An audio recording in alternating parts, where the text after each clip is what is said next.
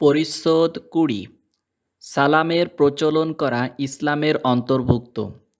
আমার রাদিয়াল্লাহু আনহু বলেন, তিনটি গুণ যে আয়ত্ত করে সে পূর্ণ ঈমান লাভ করে: নিজ থেকে ইনসাফ করা, বিশ্বে সালামের প্রচলন করা এবং অভাবগ্রস্ত অবস্থায় দান করা।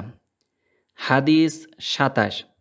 কুতাইবা রাহিমাহুল্লাহ আবদুল্লাহ ইবনে আমর রাদিয়াল্লাহু আনহু থেকে বর্ণিত, এক ব্যক্তি রাসূলুল্লাহ সাল্লাল্লাহু আলাইহি সাল্লামকে জিজ্ঞাসা করল, ইসলামের কোন কাজ সবচাইতে উত্তম?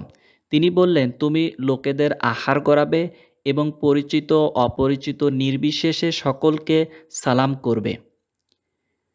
স্বামীর প্রতি অকৃতজ্ঞতা আর এক কুফর অন্য কুফর থেকে ছোট, এই সম্পর্কে রাসূলুল্লাহ সাল্লাল্লাহু আলাইহি সাল্লাম থেকে আবু সাঈদ খুদরি রাদিয়াল্লাহু আনহু এর সূত্রে হাদিস বর্ণিত আছে। হাদিস ২৮।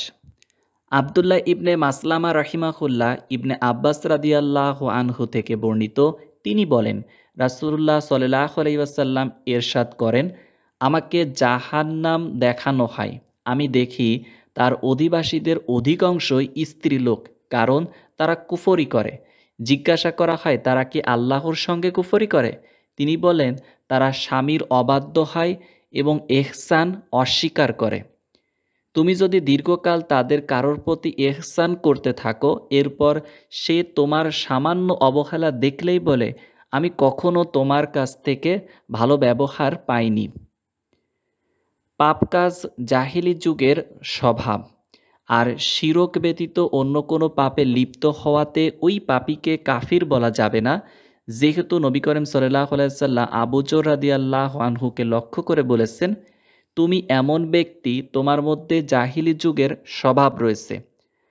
আর আল্লাহর বাণী অর্থ, আল্লাহ তার শরিক করার অপরাধ ক্ষমা করেন না, এছাড়া অন্যান্য অপরাধ যাকে ইচ্ছা ক্ষমা করেন।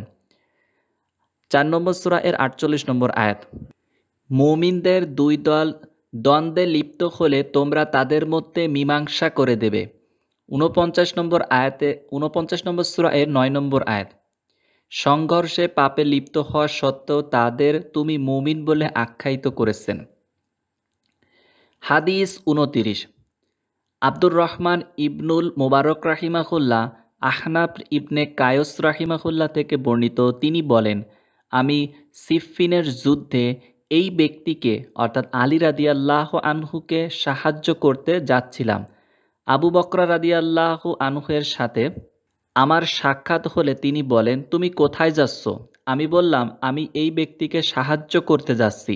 তিনি বললেন, ফিরে যাও, কারণ আমি রাসূলুল্লাহ সাল্লাল্লাহু আলাইহি ওয়াসাল্লামকে বলতে শুনেছি যে দুজন মুসলমান তাদের তরবারি নিয়ে মুখোমুখি হলে হত্যাকারী এবং নিহত ব্যক্তি উভয়ে জাহান্নামে যাবে। আমি বললাম, ইয়া রাসূলুল্লাহ, এই হত্যাকারী তো অপরাধী, কিন্তু নিহত ব্যক্তির কি অপরাধ? তিনি বললেন, নিশ্চয় সে তার সঙ্গীকে হত্যা করার জন্য উদগ্রীব ছিল। হাদিস ৩০। সুলাইমান ইবনে হারব রাহিমাহুল্লাহ মাউর রাহিমাহুল্লাহ থেকে বর্ণিত যে তিনি বলেন, আমি একবার রাবাজা নামক স্থানে আবু যর রাদিয়াল্লাহু আনহু এর সাক্ষাৎ করলাম। তখন তার পরনে ছিল একজোড়া কাপড়, লুঙ্গি ও চাদর, আর তার চাদরের পরনেও ছিল ঠিক একই ধরনের একজোড়া কাপড়। আমি তাকে এর সমতার কারণ জিজ্ঞাসা করলাম। তিনি বললেন, একবার আমি এক ব্যক্তিকে গালি দিয়েছিলাম এবং আমি তাকে তার মা সম্পর্কে লজ্জা দিয়েছিলাম। তখন রাসূলুল্লাহ সাল্লাল্লাহু আলাইহি সাল্লাম আমাকে বললেন, আবু যর, তুমি তাকে তার মা সম্পর্কে লজ্জা দিয়েছ? তুমি তো এমন ব্যক্তি, তোমার মধ্যে এখনও জাহিলি যুগের স্বভাব রয়েছে। জেনে রেখো, তোমাদের দাসদাসী তোমাদেরই ভাই। আল্লাহ তাআলা তাদের তোমাদের অধীনস্থ করে দিয়েছেন। তাই যার ভাই তার অধীনে থাকবে, সে যেন তাকে নিজে যা খায় তাকে তাই খাওয়ায় এবং নিজে যা পরে তাকে তাই পরায়। তাদের উপর এমন কাজ চাপিয়ে দিও না যা তাদের জন্য খুব কষ্টকর। যদি এমন কষ্টকর কাজ করতে দাও, তাহলে তোমরাও তাদের সেই কাজে সাহায্য করবে।